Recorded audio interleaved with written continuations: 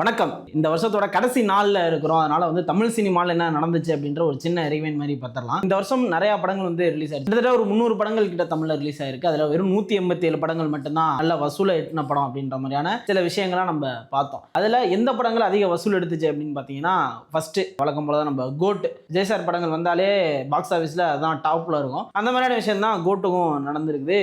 என்னதான் கோட்ல பல விமர்சனங்கள் வச்சாலும் இதெல்லாம் லாகா இருக்கு, இதெல்லாம் கமர்ஷியல் ஆஸ்பெக்ட்ல இருக்கு அப்படின்னு நம்ம சொன்னாலும் கூட அவருக்கான ஆடியன்ஸ் அப்படின்றது வந்து ரொம்ப ஹியூஜான ஒரு ஆடியன்ஸ். அதனாலவே வந்து அது வசூல்ல எப்பவுமே ஃபர்ஸ்ட் இடத்துல இருக்கு. அடுத்து வேட்டையன். ரஜினி படங்கள் அப்படின்னாலே சில விஷயங்கள் இருக்கும் ஸ்டீரியோடைபிக்கா, இந்த மாதிரியான மாஸ் மூமெண்ட்ஸ், இந்த மாதிரி இன்ட்ரோ அப்படின்ட்டு. பட் வேட்டையன் முழுக்க முழுக்க ஒரு மாறுபட்ட திரைப்படமா நம்ம ஞானவேல் வந்து எடுத்திருந்தாரு. ஏன்னா ஒரு கில்ட்ல இருக்கிற ஹீரோ அவர் எப்படி வந்தார் அப்படின்ற விஷயம் தான் படம் கொண்டு போவோம். ஆனா ரஜினி படங்கள் வழக்கமான படங்கள் இல்லாம புதுசா இருந்ததுனால படம் ஹிட் தான். ஆனா வசூலாவுமே ரஜினி சாரோட படங்கள் எப்படி ஒரு வசூல் கொடுக்குமோ அது மாதிரி தான் கொடுத்துருக்கு. அடுத்து அமரன். அமரன் வந்து ஒரு எதிர்பார்ப்பு உள்ள படம் தான். ஏன்னா முகுந்த் வரதராஜரோட வாழ்க்கை வரலாறு எடுக்கிறாங்க அப்படின்ற போது ஒரு எதிர்பார்ப்பு இருந்துச்சு. ஆனா வசூலா சிவார்த்தியிலுமே ஒரு பாத் பிரேக்கா அமைஞ்சிருக்கு. கிட்டத்தட்ட ஒரு 300 கோடிக்கு மேல கலெக்ஷன் ஆயிருக்கு. நார்த்லயும் சரி இங்கேயும் சரி. இப்படி தமிழ் சினிமால வசூல்களா நிறைய படங்கள் வந்து வெற்றி படங்களா அமைஞ்சிருக்கு. அப்புறம் சிறு சிறு படங்கள் எல்லாருமே வெற்றி தான். அது பாத்தீங்கன்னா ஃபர்ஸ்ட் வாழை. வாழை வந்து மாரி செல்வராஜோட கரியர்ல ஒரு முக்கியமான படம்.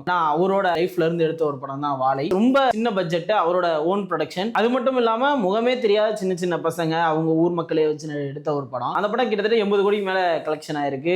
சிறு படங்களா இங்க தமிழ்ல இருந்து பண்ண படங்கள்ல அதுவும் ஒண்ணு. அடுத்து லப்பர் பந்து. அந்த படத்துக்குமே வந்து பெருசா ப்ரொமோஷன்லாம் இருந்துச்சா அப்படின்னு கேட்டா கிடையாது. அப்படி ஒரு படம் வருது அப்படின்றது எல்லாருக்குமே தெரியும். பட் இது வந்து முழுக்க முழுக்க ஜெயிச்சதுக்கு காரணம் மக்கள் அப்படின்னே சொல்லலாம். ஏன்னா இந்த படம் நல்லா இருக்கு அப்படின்னு சொல்லி அடுத்தடுத்து பரவி ஒரு மிகப்பெரிய ஒரு வெற்றி படமா வந்திருக்கு. மகாராஜா கிட்டத்தட்ட 2021 இருந்தே இந்த படத்துக்கான பேச்சுவார்த்தை வந்து போய்கிட்டே இருக்கு. கடைசியில இப்பதான் இந்த வருஷம் தான் ரிலீஸ் ஆச்சு. இங்க தமிழ்ல வெற்றி பெற்றதும் இல்லாம சைனால அங்க மிகப்பெரிய ஒரு போடு போட்டுக்கிட்டு இருக்கு. அங்க நிறைய ஸ்கிரீன்ல ரிலீஸ் பண்ணிருக்காங்க. சின்ன பட்ஜெட் படங்கள்ல மகாராஜா இன்னும் ஒரு பீக்ல இருக்கிற ஒரு படம். இந்த மாதிரி உலக தரங்களுக்குமே தமிழ் படங்களை நிறைய கொண்டு போன படங்கள்ல இந்த வருஷம் நிறையவே வந்திருக்கு. குட்டுக்காளி, விடுதலை 2 இதெல்லாம் வந்து அங்க பிலிம் ஃபெஸ்டிவல் எல்லாம் கலந்துச்சு. லப்பர் பந்துமே இங்க சென்னை பிலிம் ஃபெஸ்டிவல் அவார்ட்லாம் வாங்குச்சு. இப்படி பல படங்கள் வந்து இந்த வருஷம் நிறைய கொடுத்துருக்காங்க. பட் தயாரிப்பாளர் சங்கம் அந்த சைட்ல இருந்து பேசணும்போது கிட்டத்தட்ட 3000 கோடி கிட்ட இந்த வருஷத்துக்கான பட்ஜெட் மட்டும் ஒதுக்கிருக்காங்க. அதாவது மொத்த படங்களுக்கும் அதுல 1000 கோடி கிட்ட நட்டோம் அப்படின்ற மாதிரிலாம் சொல்லிட்டு இருக்காங்க. படங்கள் இவ்வளவு ரிலீஸ் ஆனாலும் நிறைய இஷ்யூ பேஸ்டு தான் இந்த வருஷம் நிறைய போச்சு. இந்த மாதிரி விவாகரத்து இஷ்யூ அப்படின்ற மாதிரி நிறைய விஷயங்கள் பேசிட்டு இருந்தாங்க. அது விவாகரத்து அவங்க தனியா எடுக்கிற முடிவு, அதை வந்து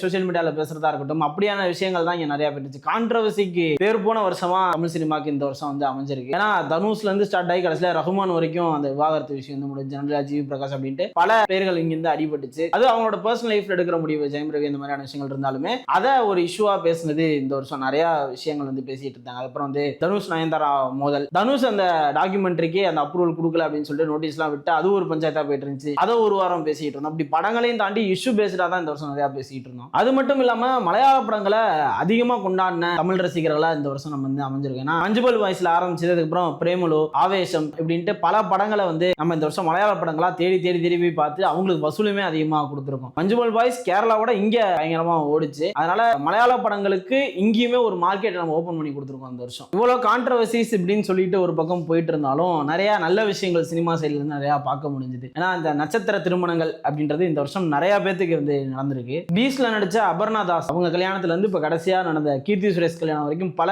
திரைப்பிரபலங்க கல்யாணங்கள் வந்து இந்த வருஷம் நடந்து முடிஞ்சிருக்கு. அதுக்கப்புறம் திரையுலக மரணங்கள் அப்படின்றதுமே இந்த வருஷம் ரொம்ப நம்ம நேசிச்ச, நம்ம படங்கள்ல ரசிச்ச பலரும் இறந்து போயிருக்கிறாங்க. முக்கியமா ஒரு பேரை சொல்லணும் அப்படின்னு பாத்தீங்கன்னா டேனியல் பாலாஜி. அவர் பண்ண ரோல்ஸ் அப்படின்றது வந்து உண்மையிலுமே நம்மளால மறக்க முடியாத ஒரு ரோல்ஸா தான் இருக்கும். அது வேட்டையாள் விளையாடுல இருந்து நம்ம பார்த்திருப்போம். கடைசியா வடச்சென்னை டூல இருக்க போறாரு அப்படின்லாம் பேசிட்டு இருக்கும் போது அது ரசிகர்களுக்கு ரொம்ப வலியூட்டு வகையா இருந்துச்சு அப்படின்னு சொல்லலாம். அதுக்கப்புறம் டெல்லி கணேஷ், பவதாரணி இப்படிட்டு பல திரைப்பிரபலங்கள் இந்த வருஷம் வந்து இறந்திருக்கிறாங்க. இந்த வருஷம் அதுவும் ரொம்ப மறக்க முடியாத ஒரு விஷயமா அமைஞ்சது. அப்புறம் ரொம்ப கிரிட்டிக்கலா அடிவாங்கின படங்கள் கங்குவா, இந்தியன் 2 இப்படி போன்ற பல படங்கள், பெரிய படங்கள் இங்க டேமேஜ் ஆனதுதான் ரொம்ப ஆச்சரியமா இருக்கு. ஏன்னா இதெல்லாம் வந்து ஒரு தமிழ் சினிமா வேற இடத்துக்கு கொண்டு போகுது அப்படிலாம் நிறைய விஷயங்கள் வந்து பேசிட்டு இருந்தோம். அது எங்கேயோ ஸ்கிரீன் பிளேல லாகாயோ இல்ல கதையில ஏதாவது மாற்றங்கள் போட்டோ அது தோல்வி படமா அமைஞ்சிருக்குது. இது தமிழ் சினிமாக்கு ஒரு பின்னடைவா இருந்திருக்கு. இது நடுவுல அந்த ரிவ்யூவர்ஸ் பக்கம் திரும்பி இது வந்து ரிவ்யூவர்ஸ்னாலதான் இந்த படங்கள்லாம் ஃபிளாப் அப்படின்னு சொல்லி அது ஒரு பக்கம் திருப்பி விட்டு அது அவங்க கோர்ட் வரைக்கும் எடுத்துட்டு போய் இவங்களுக்குள்ளதான் ஒரு பஞ்சாயத்து நடந்துட்டு தவிர இதுக்கு ஒரு தீர்வா அடுத்த படங்களை எப்படி பண்ணுவோம் அந்த ஒரு விஷயத்தை நோக்கி போகாம இருந்துச்சு அப்படின்றத இந்த வருஷம் பார்க்கலாம். ஏன்னா ரிவ்யூவர்ஸ் மாதிரி சைடு மட்டும் நம்ம குறை சொல்லிட முடியாது. படங்கள்லயும் சில மிஸ்டேக்ஸ் இருக்குது. அதை ரிவ்யூ சைட்ல வந்து கொஞ்சம் ஓவரா பேசினதுனால அது ஒரு பக்கம் நெகட்டிவா மாறிச்சு. பட் ரிவ்யூஸ் வேணும், அது எந்த ஒரு தனி மனித தாக்குதல் இல்லாம வேணும் அப்படின்றதுதான் எல்லாருமே சொல்றது. இவங்களும் கரெக்டா அந்த விஷயங்கள் எடுத்தாங்கன்னா அதை அதுக்கான தீர்வு கிடைக்கும். இப்படி ஆரம்பத்துல வசூல் ஆரம்பிச்சு கடைசியா தோல்வி படங்கள் வரைக்கும் இந்த வருஷம் வந்து நிறைய இருந்துச்சு அப்படின்னு சொல்லலாம். பட் அடுத்த வருஷம் அது மிகப்பெரிய ஒரு டேர்ன் ஓவரா இருக்கும். ஏன்னா அடுத்து வர பெரிய பெரிய படங்கள் இருக்கு. இந்த லிஸ்ட்லயே அஜித் சார் படங்கள் வந்து ரொம்ப மிஸ் பண்ணிருப்பீங்க இந்த வருஷம் எது ரிலீஸ் ஆகலையே அப்படின்ட்டு. பட் அடுத்த வருஷம் ஸ்டார்டிங்லேயே அவரோட படம் தான் விடாமுயற்சி பொங்கலுக்கு வருது. அடுத்து கொஞ்ச நாள் சம்மர், அதுக்கப்புறம் ஏதாவது ஃபெஸ்டிவல்ல குட் பேட் அகலி கண்டிப்பா வந்துடும். தக் லைஃப் வருது. அதுக்கப்புறம் எஸ்டிஆர் படங்களும் மிஸ் பண்ணிருப்பீங்க. அவரோட படமும் வருது. ஏன்னா தக் லைஃப்லயும் அவர் நடிச்சிருக்காரு. அடுத்து அவரோட படம் STR 48 அதுவும் வருது அப்படின்ற மாதிரி சொல்லிட்டு இருக்காங்க. அப்புறம் வாவாத்தியாரே அப்படி பல முக்கியமான படங்கள் வந்து இருக்கு. விக்ரமோட வீரதீர சூரன் வருது அடுத்த வருஷம். என்னதான் தங்கலான் ரிலீஸ் ஆயிருந்தாலும் அது கொஞ்சம் மிக்சட் ரிவ்யூஸா போச்சு. வீரதீர சூரனுக்கு மிகப்பெரிய ஒரு எதிர்பார்ப்பு இருக்கு.